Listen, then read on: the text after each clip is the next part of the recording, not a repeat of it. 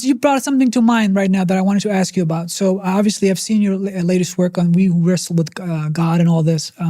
So do you have any thoughts about prophetic dreams, the kind of metaphors? Do you have you written about this, for example? I wrote a little bit about it in the story of Noah. Yeah. Right. Well, so Noah is an archetypally good man. Yeah. But in the culturally and personally limited sense, in a way. Noah's as good a man as you could expect someone to be for the conditions of his time and place. Yeah. Okay, we know from the anthropological literature on elders that people who are singled out as elders in, let's say, traditional communities are people who other people are motivated to go to for advice when things aren't going well. Yeah, yeah. Okay, so now you might imagine, well, what sort of person would you have to be the sort of person who people would go to for advice when things aren't going well? Yeah. Well, you'd have to establish a reputation of either having had things go well for you, so you could avoid the catastrophes, or having withstood a variety of catastrophes and still be highly functional. Okay, so then that would make you a certain kind of person. Well, the insistence in the story of Noah is that if your orientation is upward, your intuition is valid.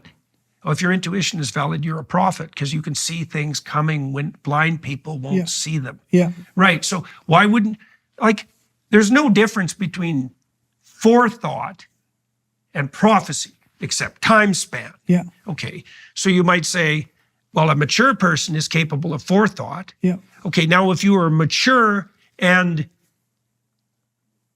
maximally, optimally configured in your moral aim, your capacity for forethought would extend. You'd be able to see things coming long before other people. Right. And maybe some of that would reveal itself in like visions. Those are fantasies. Yeah. They could be prophetic visions. They could come in dreams. Yeah. You know, imagine that your imagine now you're the sort of person who's dispensed with the first order monsters.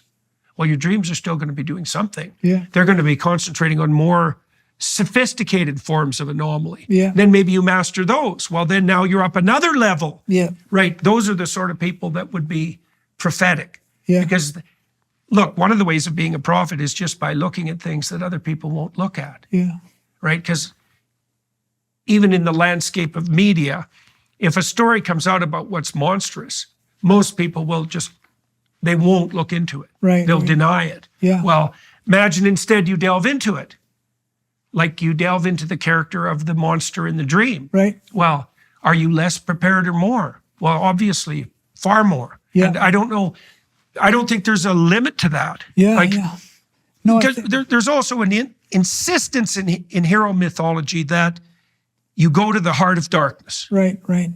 No, it's very interesting. And the one reason that I bring this up is I used to live in Egypt, as I told you, and I was much inspired by the prophetic dreams of Joseph. I thought they were very striking. The sun and the moon bowing down and all these kind of things. So I think there's something very, very interesting about the whole that realm of explanation and how that sort of spills and trickles into narratives in religious scripture. So I thought that was one of the you might say that one of the strong functions of the religious is a meta strategy for dealing with the monstrous. Right. That's not all it is. Yep. But that's one of the things that it is. Yeah. Like how do we contend with you can imagine, how do I contend with my neighbor who's being a pain? Yep. Well, then how do I contend with the class of neighbors who are being troublesome? Right. Well, then how do I contend with the fact that people can be malevolent? Yeah.